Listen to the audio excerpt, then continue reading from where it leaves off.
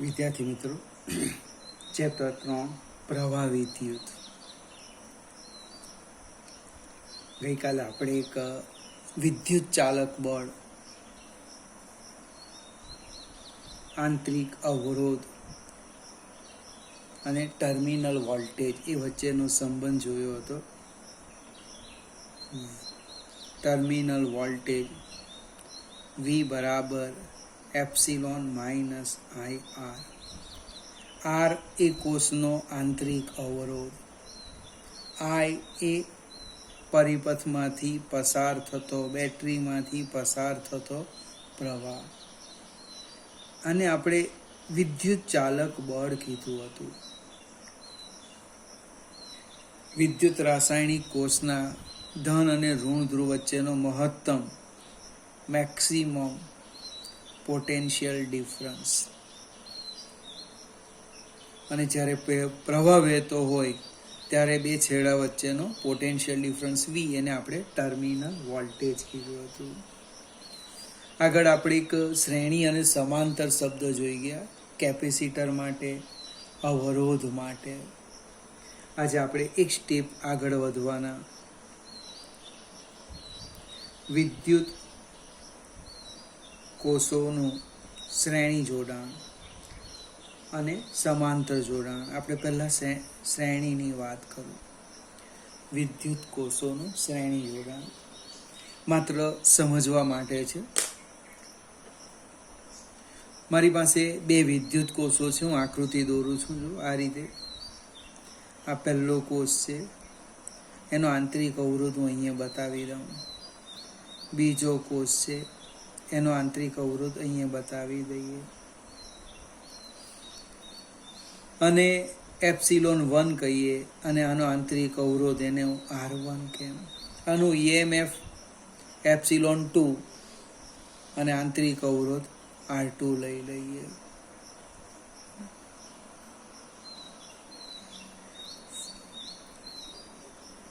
સેજ આપણે આગળ જઈએ. શ્રેણીમાં છે એટલે પ્રવાહ સરખો જ આવશે. I નામ આપી દઈએ આપણે આ રીતે, અને A કહીએ અહીંયા બિંદુ A, અહીંયા નામ આપી દઈએ B, અને અહીંયા નામ આપી દઈએ C. હવે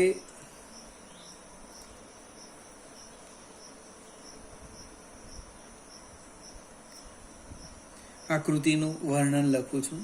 આકૃતિમાં શું દર્શાવ્યું છે તો કે એપ્સિલોન 1 અને એપ્સિલોન 2 EMF તથા R1 અને R2 આંતરિક અવરોધ ધરાવતા કોષોનું શ્રેણી જોડાણ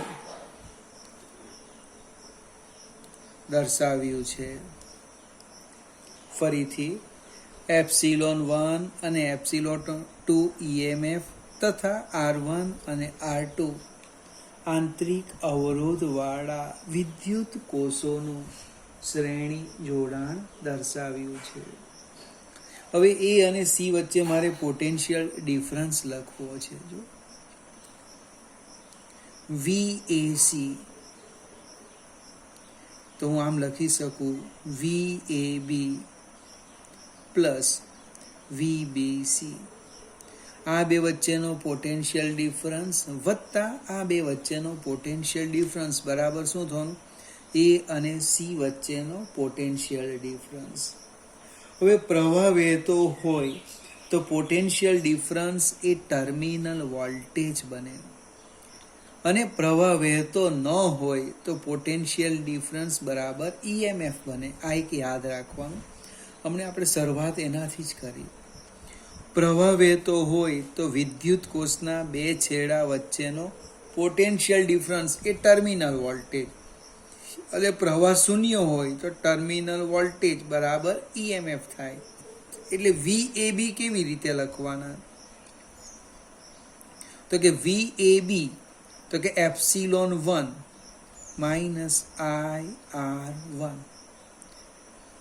VAB એટલે A અને B, આ તો વિદ્યુત કોષની અંદર આંતરિક અવરોધ આવે, આપણે સમજવા માટે દર્શાવેલો છે અહીંયા.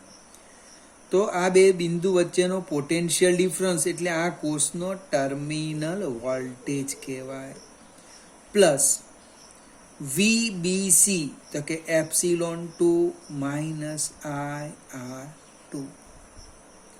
અને તમે આમ પણ લખી શકો VAC બરાબર epsilon 1 plus epsilon 2 minus IR1 plus R2. આ જે બે પદો છે એમાંથી માઇનસ I બહાર કાઢ્યા છે, R1 પ્લસ R2. હવે શ્રેણી સમાંતર શબ્દ લખે એમાં એક પ્રશ્ન છુપાયેલો, કયો? સમતુલ્ય અવરોધ, સમતુલ્ય કેપેસિટન્સ. તેમ આ જે કોષોનું જે શ્રેણી જોડાણ છે એનું સમતુલ્ય EMF કેટલું અને એનો સમતુલ્ય અવરોધ કેટલો? તો આપણે આને આમ લખી દઈએ, VAC બરાબર epsilon minus IR1 plus R2. આ જે એપ્સિલોન લખ્યો ને એપ્સિલોન ઇક્વલન્ટ લખવું, અહીંયા ભૂલ થઈ ગઈ, 1 મિનિટ. VAC બરાબર એપ્સિલોન ઇક્વલન્ટ માઇનસ R, આપણે IR ઇક્વલન્ટ. ઇક્વલન્ટ મીન્સ આ બેનો સમતુલ્ય EMF. એપ્સિલોન ઇક્વલન્ટ અહીં હું લખું છું જો, એટલે કે એપ્સિલોન 1 પ્લસ એપ્સિલોન 2.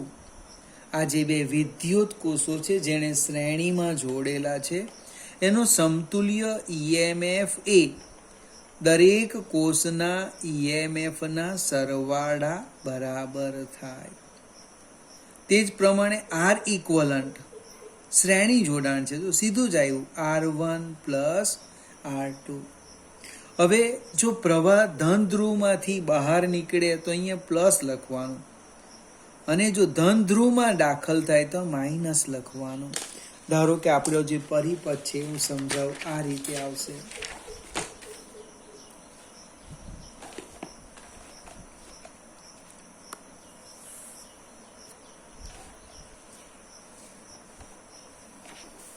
આપણે આ રીતના ફિગર જોઈએ, એ જ વિદ્યુત કોષ લઈએ, અહીંયા બે ઋણ ધ્રુવ ભેગા કરી દે, આ A, અહીંયા B અને C. તો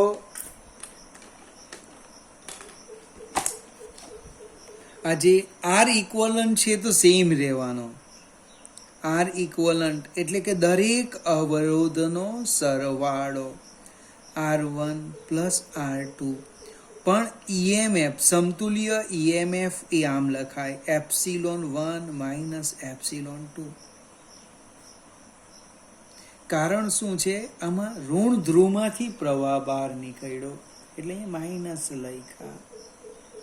એક નાનું સરખું ઓબ્જેક્ટિવ તમને પરિપથ આપેલો હોય અને પ્રશ્ન પૂછી કાઢે સમતુલ્ય EMF કેટલું, સમતુલ્ય અવરોધ તો શ્રેણીનું સૂત્ર છે એટલે શક્યતા ઘટી જાય, પણ EMF પૂછી શકાય.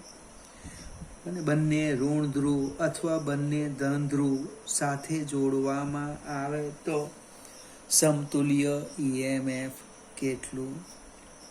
અને જ્યારે પ્રવાહની વાત આવે તો એક વસ્તુ યાદ રાખવાની, જેટલા પણ કોષ હોય એમાં સૌથી મોટો કોષ હોય એના ધન ધ્રુવને લક્ષમાં રાખીને પ્રવાહ લેવાનો. અહીંયા જે મેં પ્રવાહ બતાવ્યો એવું કહેવા માંગે epsilon 1 is greater than epsilon 2, તો જ એમાંથી બહાર નીકળે, એટલે આમાં દાખલ થવાનો, અહીંથી બહાર નીકળે. અહીંયા શરત લખી એમાં epsilon 1 is greater than epsilon 2. જો એપ્સિલોન 2 મોટા હોતે તો પ્રવાહની દિશા બદલાઈ જતે. ફરીથી આપણા બે સૂત્ર આવી ગયા, સમતુલ્ય અવરોધ અને સમતુલ્ય EMF. પણ પ્રવાહવાળું યાદ રાખવાનું. ધન ધ્રુવમાંથી બહાર નીકળતો હોય તો એને પ્લસ લેવાનું, અને ઋણ ધ્રુવમાંથી બહાર નીકળતો એની કેવું લેવાનું? માઇનસ લેવાનું. આપણે વિદ્યુત કોષોનું સમાંતર જોડાણ જોઈએ.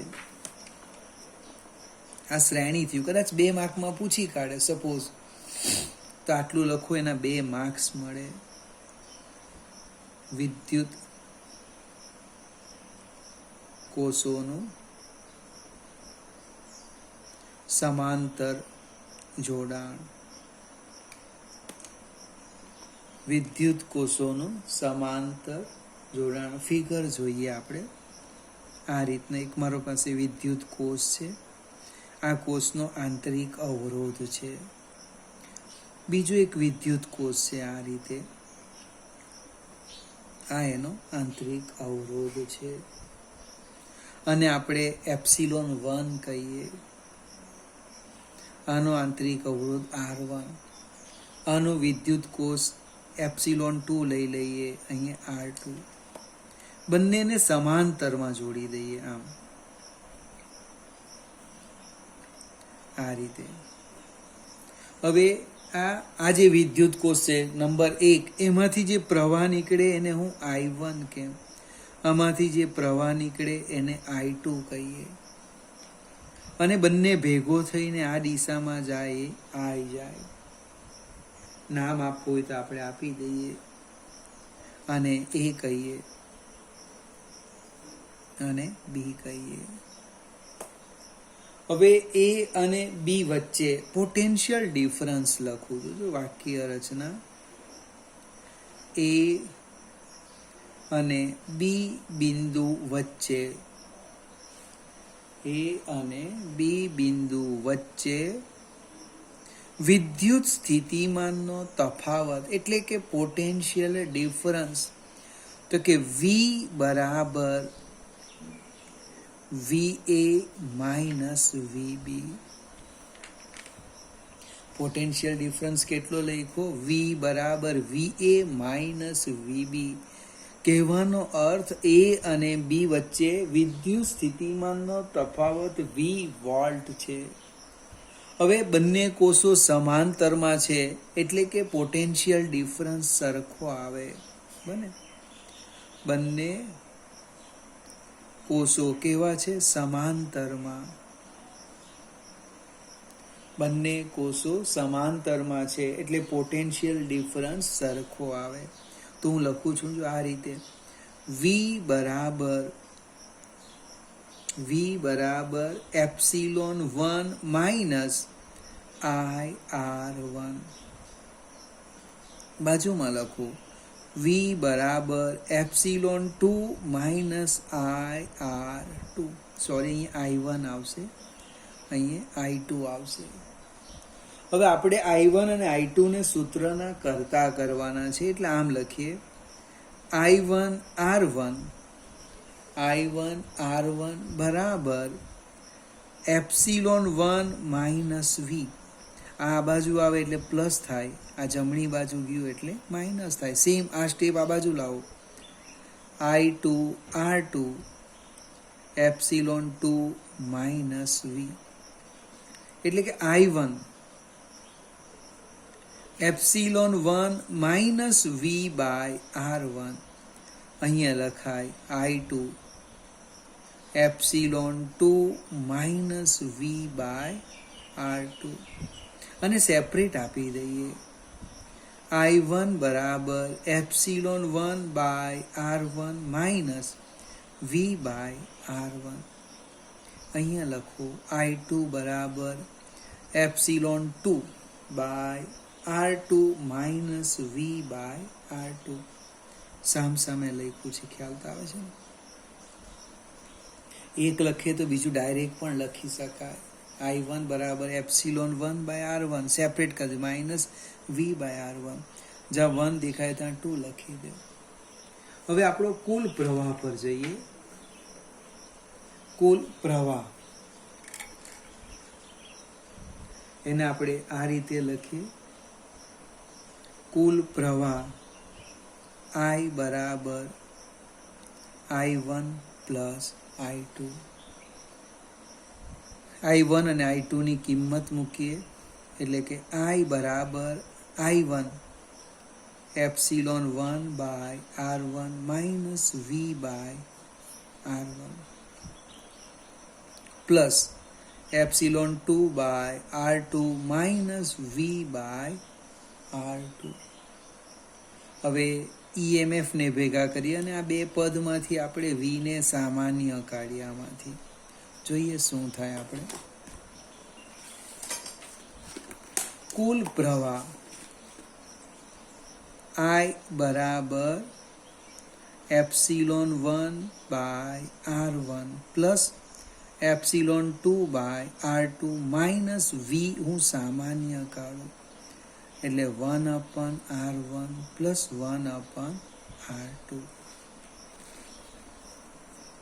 આપણે V ને સૂત્રના કરતા કરવાના છે એટલે એક કામ કરીએ, લસા લઈ લઈએ. જો સાદું રૂપ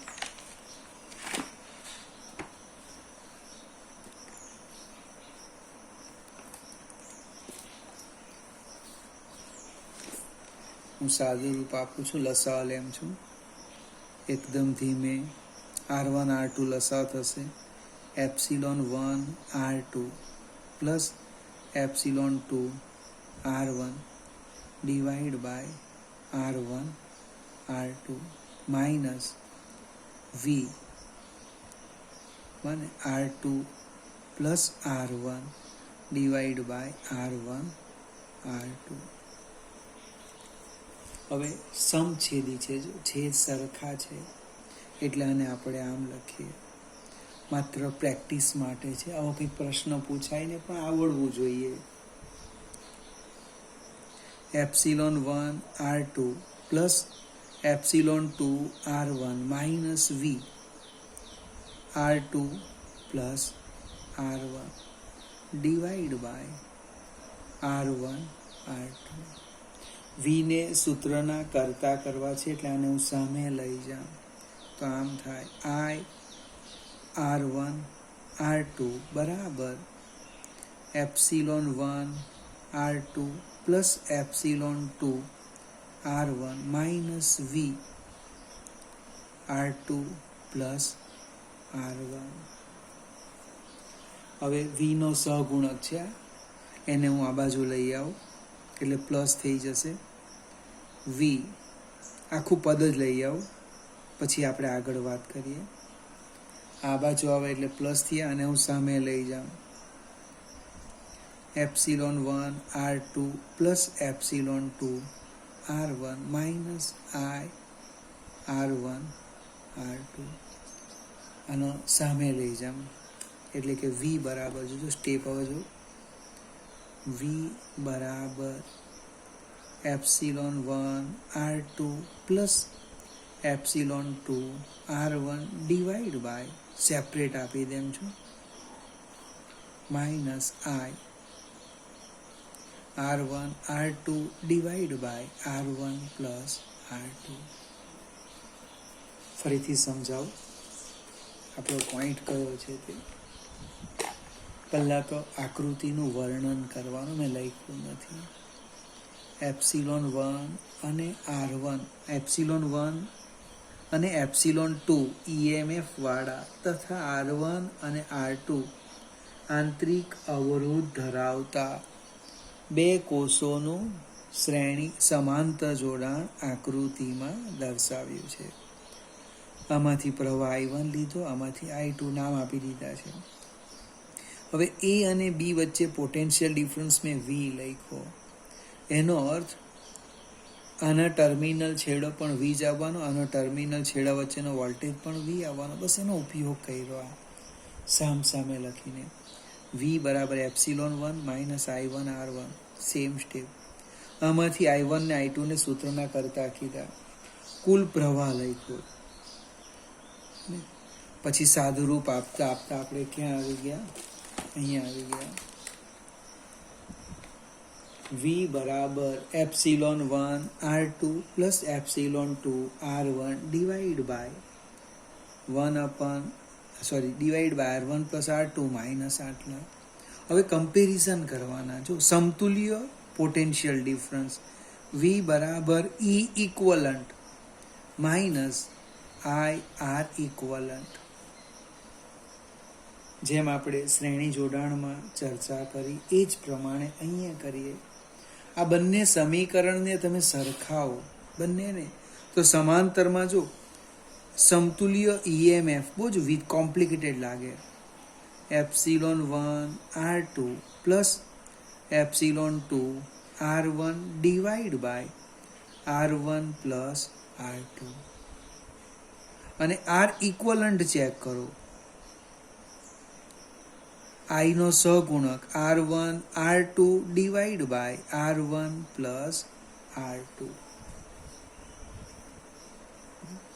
અને જો તમે સમજવા પ્રયત્ન કરો તો સમાંતર જોડાણ છે એટલે આમ લખી શકો 1/R equivalent equal two 1/R1 plus 1/R2. આનું તમે સાદું રૂપ આપો તો ફરીથી આ જ સ્ટેપ આવે. આ જ મને લસા લઈ લેવું, સાદું રૂપ આપો તો આ સ્ટેપ આવી જશે. દરેક અવરોધના વ્યસ્તના સરવાળાનો વ્યસ્ત એટલે આર ઇક્વલન્ટ. સમાંતરમાં છે ને એન અવરોધ હોય તો આ જ રીતના સ્ટેપ લખાય. એક હજુ વધારેનું સ્ટેપ આપ્યું છે, ખૂબ મજાનું છે. જો આવું લખ્યું છે ઈ ઇક્વલન્ટ સમતુલ્ય એટલે epsilons E equivalent divide by R equivalent. Epsilon 1 R2 plus epsilon 2 R1 divide by, મારી થોડી નાની સરખી ભૂલ થઈ, R1 પ્લસ R2. હવે લીટી અહીંયા પાડવાની બરાબર એમ R1 R2 divide by R1 plus R2. અંશનો છેદ અને છેદનો છેદ સરખા છે એટલે કેન્સલ થાય. તો શું લખાય? આમ લખાય epsilon 1 R2 plus epsilon 2 R1 divide by R1 R2. અને તમે સેપરેટ આપી દેવ તો આમ લખાય. જો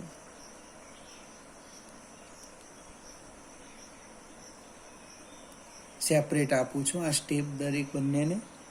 પ્લસ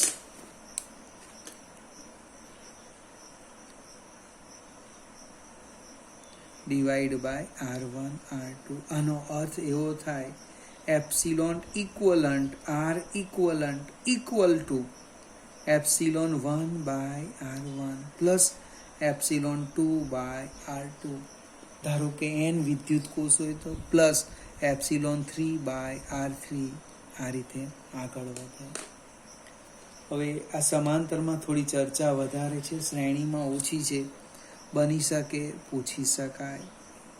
પણ સમાંતરમાં ઈ ઇક્વલન્ટમાં અવરોધ આવે છે એટલે યાદ રાખવાનું. જો બે વિદ્યુત કોષો હોય તો epsilon 1 R2 plus epsilon 2 R1 divide by R1 plus R2. સમતુલ્ય અવરોધ એ બેઠું સમાંતરનું સૂત્ર છે એટલે એમાં વાંધો નહીં આવશે. તમારે આને યાદ રાખવું પડશે.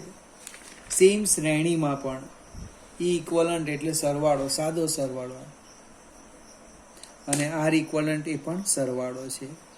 ટૂંકમાં બીજી વસ્તુ યાદ રાખવાની, જો પ્રવાહ ઋણ ધ્રુવમાંથી બહાર નીકળે તો એનું ઈએમએફ ઋણ લેવું. પ્રવાહ ઋણ ધ્રુવમાંથી બહાર નીકળે તો ઈએમએફ ઋણ લેવું, અને ધન ધ્રુવમાંથી બહાર નીકળે તો ધન લેવું. બની શકે 2 માર્કમાં શ્રેણી જોડાણ પૂછી શકાય, સમાંતરમાં તો માર્ક્સ ઓછા પડે. બીજું ટોટલી ગણિત છે, એકવાર તમારે સમજી લેવાનું. ફરીથી વિદ્યાર્થી મિત્રો એક સ્ટેપ આગળ વિચારીએ. હવે પ્રવાહ હંમેશા વધુ ઉર્જાથી ઓછી ઉર્જા તરફ વહે. આ એક કન્સેપ્ટ યાદ રાખજો. પ્રવાહ હંમેશા વધુ ઉર્જાથી ઓછી ઉર્જા તરફ વહે. હવે આપણે જે શીખવાના છે આના પછીના વિડીયોમાં ખૂબ અગત્યનો મુદ્દો છે. કિર્ચોફના નિયમો. અને એ કિર્ચોફના નિયમો શીખવું હોય તો એ માટે કેટલાક મુદ્દા છે એ આપણે સહેજ જોઈએ. કેટલાક પરિપથનું વિશ્લેષણ કરવા માટે ઓમનો નિયમ પૂરતો નથી. તો એના માટે કિર્ચોફના નિયમો આપેલા છે. માત્ર નિયમો જ છે, પણ હું તમને સાબિત કરીને સમજાવીશ. સાબિતી કોષમાં નથી, એટલે તમારે ખાલી સમજવા પ્રયત્ન કરવાનો કે આ કયો નિયમ છે ને કેવી રીતે લખાય. કિર્ચોફના નિયમો.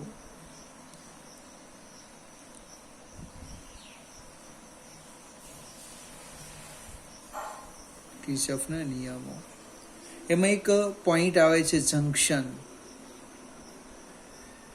અને બીજો એક શબ્દ આવે છે લૂપ. બને જંક્શન અને લૂપ.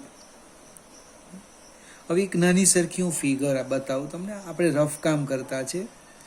આ એક વિદ્યુત કોષ છે, એનો આંતરિક અવરોધ 0 લઈએ. આ એક બીજો કોષ છે, આમ એક બીજો અવરોધ છોડી દઈએ. R1, R2, R3, ε1, ε2, નામકરણ A, B, C, D. આ એક જટિલ પરિપથ છે. તમે એને સાદો શ્રેણી કે સમાંતર કહી શકવાના નથી. એનું જો વિશ્લેષણ કરવું હોય તો આપણને કિર્ચોફના નિયમોની જરૂર પડે. તો પહેલો શબ્દ છે જંક્શન.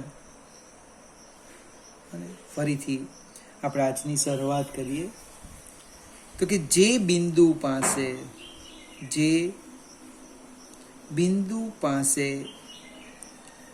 બે કે બે કરતા